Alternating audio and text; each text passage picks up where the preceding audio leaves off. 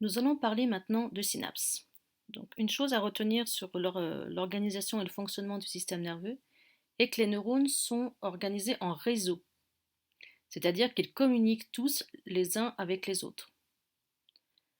Euh, un neurone isolé n'existe pas, d'accord? Puisqu'un neurone, sa fonction, c'est de communiquer. Donc, quand il est tout seul, il ne peut pas forcément communiquer avec lui-même. Donc, un neurone isolé est un neurone qui va mourir ou qui est en train de mourir.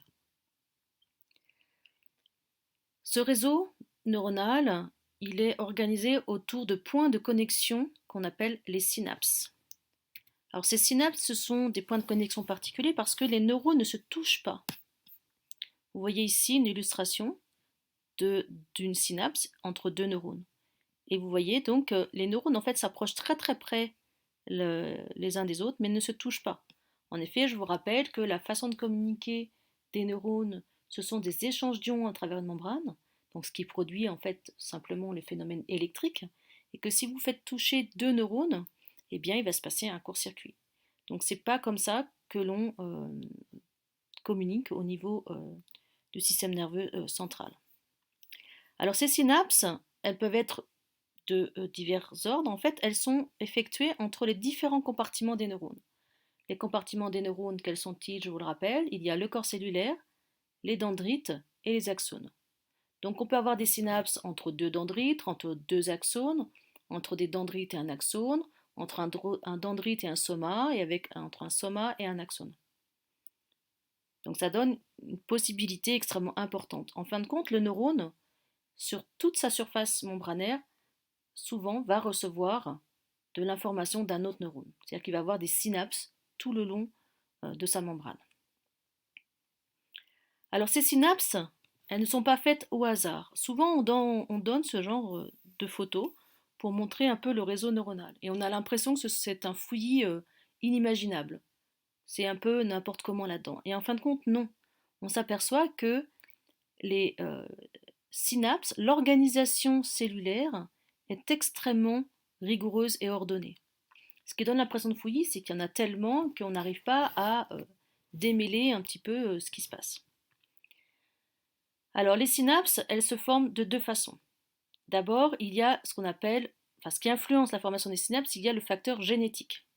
En effet, lors de la formation du cerveau in utero, eh bien, vous avez des programmes génétiques qui disent à un neurone, eh bien toi, tu vas aller te connecter à tel ou tel autre neurone. Et donc c'est ce qui fait qu'on va tous avoir un cerveau, un organe qui va être réalisé de la même façon, la même forme, la même organisation topographique, cellulaire, etc. Les mêmes connexions. Et ce qui fait qu'on aura tous les mêmes capacités à la naissance. Donc les capacités de l'être humain à la naissance sont relativement limitées, je dirais, dans le sens où en fait ce qu'il y a, c'est qu'on sait comment faire pour aller manger, d'accord? On a le réflexe de succion pour aller boire du lait, et on sait bouger un petit peu les bras, les mains, on sait crier, etc. Donc il y a tout ça, c'est le cerveau en formation et les neurones de ce cerveau qui se sont connectés d'une certaine façon pour nous donner ces capacités. Donc ces capacités, bien sûr, elles sont amenées à évoluer. Et ce qui fait évoluer ces capacités, c'est à la fois le facteur génétique qui dit, eh bien, tu vas renforcer les connexions de telle ou telle façon, mais aussi un deuxième facteur qui est extrêmement important, qui est le facteur environnemental, c'est-à-dire les sollicitations, les stimulations qu'on va avoir de notre environnement.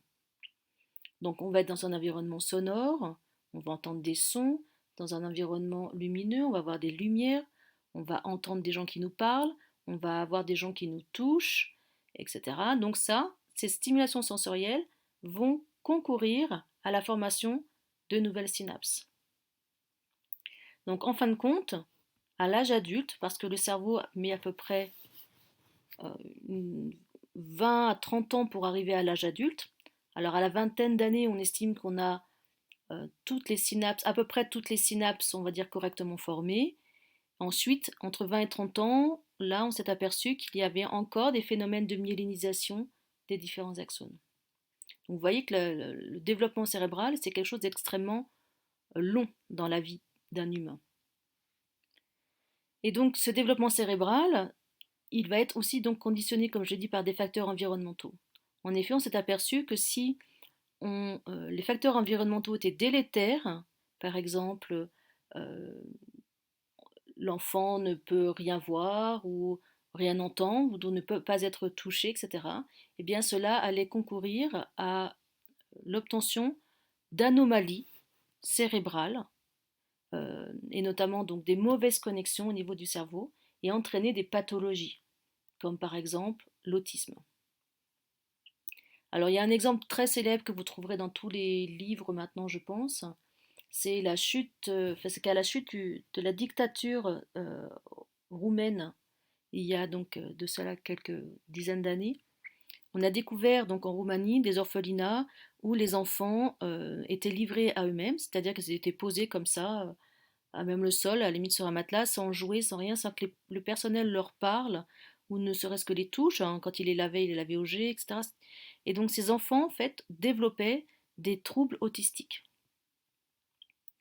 Et tout simplement parce que, pas parce qu'ils avaient été prédisposés par la génétique ou par leur histoire familiale à être autistes, mais simplement parce qu'ils n'étaient pas stimulés de façon correcte au niveau sensoriel. Alors, ces enfants, lorsqu'ils avaient moins de 3 ans, étaient placés dans des familles qui s'occupaient d'eux normalement, récupéraient une capacité, on va dire, normale. Les enfants au-dessus de 3 ans, c'était déjà un peu plus compliqué. Euh, Ensuite, les enfants plus âgés gardaient à vie en fait un retard mental, intellectuel, dû à cette privation de soins lors de leur petite enfance.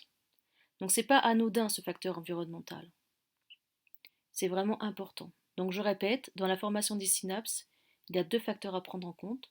Le facteur génétique, qui fait que l'on va avoir un cerveau qui va être tous formés de la même façon, avec des capacités quasiment identiques, sensorielles, motrices, et un facteur environnemental qui va aussi concourir à l'obtention d'un cerveau et on va dire, d'une capacité à l'utiliser normale et qui même quelquefois peut aider à développer certaines capacités. Alors pour vous donner une idée de la complexité un petit peu de notre cerveau, qui est jusqu'à présent l'organe le plus complexe, j'allais dire, de l'univers, c'est-à-dire qu'il n'y a aucun ordinateur qui peut même accéder à la puissance de calcul, de programmation, de propagation d'une information. Quelques chiffres. Déjà, on a à peu près 100 milliards de neurones en moyenne. Alors les chiffres varient selon les publications. Il y en a qui vont dire entre 80, d'autres 90, d'autres 100, d'autres 110. Alors environ, on va dire 100 milliards de neurones. Et en moyenne, on a 10 000 synapses par neurone. Ce chiffre varie de 1 à 100 000. Donc c'est quelque chose d'absolument énorme. Toutes les possibilités de chemin que peut emprunter une information. Voilà. Et toutes les possibilités qu'il y a pour justement aussi générer une information et aussi la traiter. C'est pour ça que tout ce qu'on fait, c'est quasiment instantané. Vous ne pensez même pas au mouvement que vous faites forcément qu'il est déjà fait. D'accord? Ça ne prend pas de temps. Le cerveau humain a une capacité de traitement de l'information absolument phénoménale.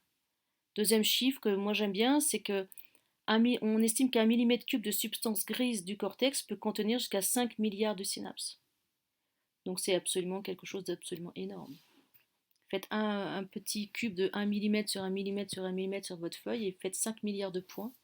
Et vous voyez un petit peu, vous avez une idée en fait de la complexité de notre cerveau.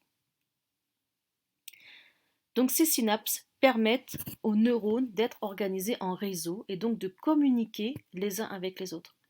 En effet, lorsqu'on a une stimulation à un endroit, il faut qu'elle arrive au système nerveux central et ça se fait par le concours de plusieurs neurones.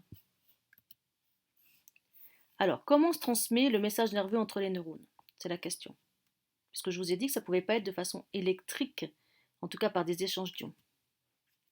Alors voici un petit schéma que l'on va détailler tout au long donc, de cette partie. Donc le potentiel d'action arrive au niveau de l'extrémité du neurone, à la terminaison axonale. Alors on dit, quand ça arrive, le neurone qui va transmettre l'information s'appelle le neurone présynaptique et le neurone qui va recevoir l'information s'appelle le neurone postsynaptique. Le potentiel d'action arrive au niveau de la terminaison du neurone présynaptique. Au niveau de cette terminaison, il y a des petites vésicules qui sont remplies en fait de molécules qu'on appelle les neurotransmetteurs. Quand le potentiel d'action arrive à l'extrémité axonale, il y a tout un ensemble de phénomènes qui se passent que je ne vous détaille pas volontairement, qui vont en fait concourir à la fusion de ces petites vésicules à la membrane et donc à la libération du contenu de ces vésicules dans l'espace synaptique. Donc le potentiel d'action arrive et il va y avoir toute une cascade d'événements, notamment d'entrée de calcium, etc. J'estime que ce n'est pas la peine que vous connaissiez ça à ce niveau-là. Et donc ça concourt en tout cas à la fusion des vésicules à la membrane et libération du neurotransmetteur des molécules dans la fente synaptique. Ces neurotransmetteurs, en fait, vont aller se fixer sur des récepteurs spécifiques qui se trouvent sur le neurone postsynaptique. Donc, quand ces neurotransmetteurs se fixent sur les récepteurs postsynaptiques, cela va modifier la polarisation membranaire car cela va permettre l'ouverture de canaux ioniques. Donc ces canaux ioniques vont permettre l'entrée de sodium, d'accord ? Il va y avoir dépolarisation et donc élaboration d'un potentiel d'action. Donc ça donne en fait, pour résumer, que le message nerveux présynaptique électrique va être converti en message chimique, puis ensuite reconverti en message électrique. Donc vous avez ici le schéma avec les différentes étapes à connaître qu'il faut savoir. Donc arrivée du potentiel d'action, fusion des vésicules à la membrane, libération du neurotransmetteur dans la fente synaptique. Ensuite, vous avez fusion des neurotransmetteurs avec les récepteurs. Ça ouvre des canaux sodiques. Et donc, vous avez l'obtention de ce qu'on appelle un potentiel postsynaptique. Et ensuite, l'obtention d'un potentiel d'action. Donc, ce schéma est à connaître avec évidemment la description de chacune des étapes. Alors, pourquoi est-ce qu'il y a formation d'un potentiel d'action lorsqu'il y a fusion du neurotransmetteur avec son récepteur? Donc, vous avez ici l'explication toute simple. C'est que le neurotransmetteur ici va se fixer sur son récepteur. Ce récepteur est couplé à un canal, ici un canal sodique. Donc la fusion du neurotransmetteur sur son récepteur ouvre un canal sodique, vous avez entrée de sodium, dépolarisation, etc., etc., et donc potentiel d'action.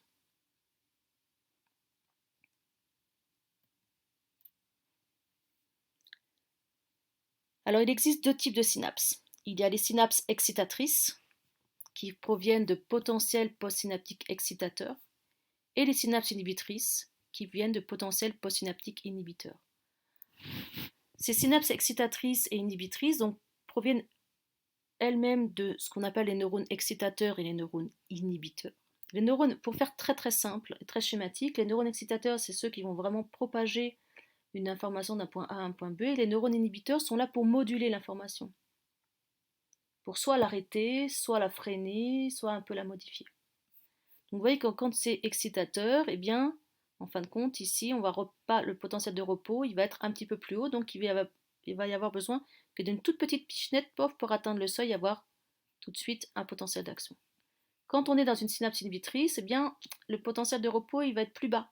Donc il va falloir stimuler encore plus fort pour avoir un potentiel d'action, pour que ça atteigne le seuil et avoir un potentiel d'action. Donc ces deux types de synapses, eh bien, travaillent ensemble pour élaborer, réguler, propager les messages nerveux. Alors, on l'a vu, il n'y a pas qu'un neurone, il n'y a pas qu'un potentiel d'action. Ça, est multiplié par 100 milliards de neurones et à peu près 10 000 fois plus de synapses en moyenne. Donc ça veut dire que les neurones, en fin de compte, vont devoir prendre en compte les différentes informations qui leur arrivent via ces potentiels d'action. Ils vont devoir les additionner. C'est ce qu'on appelle la sommation. Alors on va prendre un exemple simple. Vous avez un neurone ici. Ce sont des synapses excitatrices. D'accord? Vous en avez 4. Et donc vous pouvez avoir 2 types de sommation. C'est la sommation spatiale et la sommation temporelle.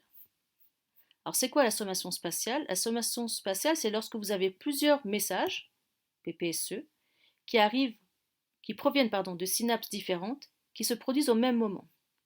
Donc vous avez, par exemple, le 1 qui arrive, ça fait rien, le 2 qui arrive, ça fait rien, le 3 qui arrive, ça fait rien, le 4 qui arrive, ça fait rien. Mais quand vous faites 1 plus 2, hop, tout de suite la réponse, là, le PPSE est un peu plus grand.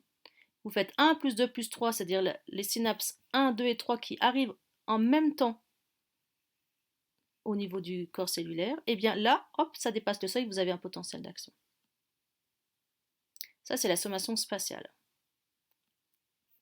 La sommation temporelle, c'est lorsque plusieurs PPSE, plusieurs messages, sont produits à une synapse donnée en un temps très court. Donc vous avez une première stimulation là. Vous avez une autre stimulation 2-3 millisecondes après, ça ne fait pas grand-chose. Par contre, quand vous rapprochez le temps entre les deux stimulations, vous voyez que le PPSE commence à changer et à devenir un peu plus grand et à se rapprocher du seuil. Quand vous rapprochez encore, hop, ça commence un peu plus grand. Et là, quand vous êtes vraiment très proche, hop, vous avez ici euh, dépassement du seuil et élaboration des potentiels d'action. Donc en fin de compte, un neurone, avec on va dire en moyenne ces 10 000 synapses, c'est ce qu'il fait sans arrêt. C'est ce qu'on appelle l'intégration du message. Il reçoit des informations de synapses excitatrices, de synapses inhibitrices, et lui, donc, son travail à chaque fois, eh bien, c'est de faire une sommation pour avoir une idée du message qui arrive, et ensuite d'élaborer une réponse. Donc là, c'est une autre façon, si vous voulez, de représenter ce qui se passe au niveau de la sommation spatiale et temporelle au niveau d'une synapse excitatrice, c'est ce qu'on vient de voir en fait. Donc la synapse temporelle avec les 3 qui arrivent donc rapidement et la sommation spatiale. Et donc vous avez un PPSE. Donc il faut bien sûr que la vague, les 3 arrivent à dépasser le seuil et à générer un potentiel d'action. Dans la synapse inhibitrice, c'est exactement la même chose. Donc quand vous avez 2 synapses inhibitrices qui arrivent, en fait, ici c'est pas un PPSE, c'est-à-dire un potentiel postsynaptique excitateur, c'est un potentiel postsynaptique inhibiteur, c'est-à-dire que ça va hyper polariser la membrane, donc elle va devenir, vous voyez ici, vous avez le potentiel de repos, donc elle va être hyper polarisée, et donc ensuite pour avoir un potentiel d'action, il va falloir mettre le paquet pour remonter la polarisation jusqu'à moins 50 millivolts et avoir un potentiel d'action. Donc vous avez ce qu'on appelle une hyperpolarisation, c'est-à-dire qu'il va être beaucoup plus difficile de générer un message, un potentiel d'action. Donc c'est ça, ces systèmes inhibitrices vont stopper, si vous voulez, ou freiner énormément la propagation, l'élaboration et la propagation du message. Alors ensuite, qu'est-ce qui se passe quand on a plusieurs synapses excitatrices et inhibitrices? Alors vous avez un exemple ici avec deux synapses excitatrices et une synapse inhibitrice. Donc quand vous avez que seulement 1 et 2 qui arrivent, c'est-à-dire 2 synapses excitatrices, eh bien vous avez potentiel d'action ici. Et là, quand vous avez en même temps ce qui arrive au niveau de la synapse inhibitrice, eh bien là vous voyez que le PPSE est beaucoup plus petit parce que la synapse inhibitrice, elle a freiné les 2 autres synapses excitatrices. Donc en fin de compte, chaque neurone reçoit des terminaisons excitatrices et des terminaisons inhibitrices. Donc vous avez un autre exemple ici, un neurone qui reçoit donc des terminaisons excitatrices et inhibitrices. Et donc il fait un compte tout bête. Quand il y a plus de PPSI que de PPSE, donc d'inhibition que d'excitation, le neurone ne se dépolarise pas jusqu'au seuil, il n'y a pas d'influx. S'il y a plus d'excitation que d'inhibition, eh bien il est dépolarisé et il y a un influx. Voilà, c'est simple. Alors maintenant que vous avez compris ça, il faut bien voir en fin de compte ce qui se passe au niveau du potentiel d'action. Je vous ai dit que le potentiel d'action, c'était un langage, c'était une unité. C'est-à-dire que ça partait d'un potentiel de repos et ça allait jusqu'à plus de 40 millivolts. Il n'y avait pas dériver en fait de ce potentiel d'action. C'est-à-dire on ne peut pas avoir 2 fois un potentiel d'action, on ne peut pas avoir un demi-potentiel d'action. Cependant, vous êtes d'accord avec moi qu'on reçoit on est capable en tout cas de discriminer entre différentes intensités de stimulation. C'est pas la même chose si vous vous piquez légèrement le doigt avec une toute petite épingle ou si vous faites écraser le doigt par un marteau par exemple, vraiment pour aller dans la caricature. Donc vous êtes capable de ressentir des intensités de stimulation différentes. C'est pas la même chose si il y a une lumière très faible ou une lumière très forte. Donc le système nerveux, il est capable, lui, de faire la différence avec ses potentiels d'action uniques. Alors comment il fait? Alors il y a 2 cas schématiques. La première chose, c'est qu'un stimulus fort fait réagir plus de neurones qu'un stimulus faible. Bon, vous avez un stimulus faible, d'accord? Donc vous avez ici schématiquement un neurone qui va réagir. Il va envoyer son message au système nerveux central. Et le système nerveux central va comprendre que c'est un stimulus faible. Par contre, un stimulus fort va, lui, envoyer le même message par plusieurs neurones. Donc forcément, le système nerveux central il va comprendre que ce stimulus est beaucoup plus fort. D'accord? Si vous envoyez un émissaire donner un message à quelqu'un, c'est beaucoup plus faible que si vous envoyez 4 émissaires qui vont parler en même temps au niveau donc, de cette personne-là. La deuxième chose, c'est la fréquence. La fréquence des potentiels produits est plus grande si le stimulus est fort. Donc ici, vous avez le temps, et ici, vous avez des potentiels d'action. Pour un stimulus faible, vous allez avoir par exemple 3 potentiels d'action dans un laps de temps donné. Et si le stimulus est beaucoup plus fort, eh bien vous allez avoir ici 3 fois plus de potentiel d'action dans un temps donné. C'est-à-dire que la fréquence, qui est le nombre de potentiels d'action dans un temps donné, est augmentée. Donc en fin de compte, le système nerveux central, il a un système binaire, c'est-à-dire potentiel d'action ou pas potentiel d'action. Mais il a la capacité de moduler soit l'intensité de ce potentiel d'action, soit la fréquence de ce potentiel d'action, donc c'est plus ou moins fréquent, et aussi quand est-ce qu'il les envoie. Par exemple, il peut décider d'envoyer 3 potentiels d'action pendant 1 seconde et demie, puis ensuite il va attendre 3 secondes, il va en envoyer un, puis il va attendre 2 millisecondes, il va en envoyer un autre, il va attendre, etc. Donc ça donne une possibilité infinie, en fait, de langage, puisqu'il a pour lui la fréquence et il a le temps.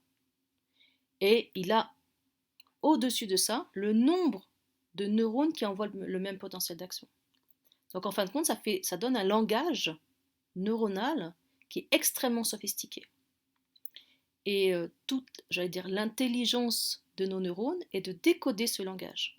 Qu'est-ce que ça veut dire quand on m'envoie un message 30 potentiels d'action toutes les 30 secondes, ou bien 30 potentiels d'action toutes les 2 secondes, ou bien 2 potentiels d'action, puis 3, puis 5, puis 15, puis 10 000, etc. Donc tout ça, c'est un langage qu'on ne connaît pas encore, qu'on ne sait pas décoder, mais en tout cas qui est extrêmement efficace pour nous donner toutes les capacités que l'on a actuellement. Alors on a parlé tout à l'heure des neurotransmetteurs. Alors juste quelques mots pour terminer là-dessus. L'effet du neurotransmetteur dépend d'abord du neurotransmetteur lui-même et du récepteur. Donc il existe des neurotransmetteurs excitateurs. Ces neurotransmetteurs excitateurs dépolarisent la membrane, donc facilitent l'afflux nerveux, et des neurotransmetteurs inhibiteurs qui eux vont aller hyperpolariser la membrane. Donc ça donne, les neurotransmetteurs excitateurs donnent des synapses excitatrices et les neurotransmetteurs inhibiteurs des synapses inhibitrices. Donc en fin de compte, on a 2 sortes de neurones, on va dire, dans notre système nerveux central, des neurones excitateurs et des neurones inhibiteurs. Ils ne changent pas. Alors des exemples de neurotransmetteurs, alors celui que vous connaissez, que vous avez vu en physio, parce que vous avez dû voir la synapse neuromusculaire, c'est l'acétylcholine, qui est le neurotransmetteur des jonctions neuromusculaires. Donc quand vous avez une information motrice qui arrive au niveau de la fibre musculaire, c'est un potentiel d'action qui va libérer dans la fente donc, synaptique neuromusculaire de l'acétylcholine qui va aller se fixer sur les neurotransmetteurs d'acétylcholine du muscle et qui va entraîner par exemple la contraction d'un muscle. Il y en a d'autres que vous devez connaître aussi. Le principal neurotransmetteur inhibiteur du système nerveux central s'appelle le GABA. C'est un acronyme pour gamma-aminobutyrique acide. Et le principal neurotransmetteur excitateur de notre système nerveux central, c'est le glutamate. Il en existe d'autres. Donc, vous connaissez peut-être la dopamine, qui est un neurotransmetteur qui va agir au niveau des ganglions de la base, qui sont je vous rappelle, des structures qui contrôlent en fait le mouvement. Vous avez la sérotonine aussi, etc., etc. Vous en avez plusieurs. Alors, ces neurotransmetteurs sont générés en général donc, par les neurones et donc concourent au bon fonctionnement de notre système nerveux. On peut moduler l'action de ces neurotransmetteurs. Par exemple, quand on veut induire une anesthésie, on veut inhiber la transmission de l'information nerveuse. Et donc, pour inhiber la transmission de l'information nerveuse, on va donner aux patients des analogues en fait du GABA. Et donc, il va y avoir un fort taux d'inhibition au niveau du système nerveux central, et donc le patient va être anesthésié. Alors pareil, si vous voulez augmenter l'excitation générale du cerveau, il faut prendre des analogues du glutamate. Alors pour ça, il y a des drogues qui miment l'effet du glutamate. Peut-être avez-vous entendu parler des amphétamines. Et les amphétamines, c'est quoi? Ce sont des substances qui vont aller se fixer sur les récepteurs au glutamate. Donc ils vont faire croire au cerveau qu'il y a énormément de glutamate, et donc le cerveau, tout ça, il va s'emballer, s'emballer. Donc vous allez avoir du mal à dormir, vous êtes dans un état d'excitation important. Alors, il est évident qu'il ne faut pas trop jouer avec ces neurotransmetteurs-là, parce qu'en fin de compte, après, ça dérègle la bonne mécanique, les bons rouages de notre cerveau. Et c'est pour ça que quelquefois, la prise de certaines drogues, au bout d'un certain temps, et ça peut être un temps très court, vont dérégler cette mécanique et ça va donner des pathologies qui peuvent être graves. Par exemple, je pense à la schizophrénie, voilà, et qui peuvent entraîner ou des délires psychotiques, ou des dépressions, etc., parce que ça dérègle toute cette mécanique de neurotransmetteurs.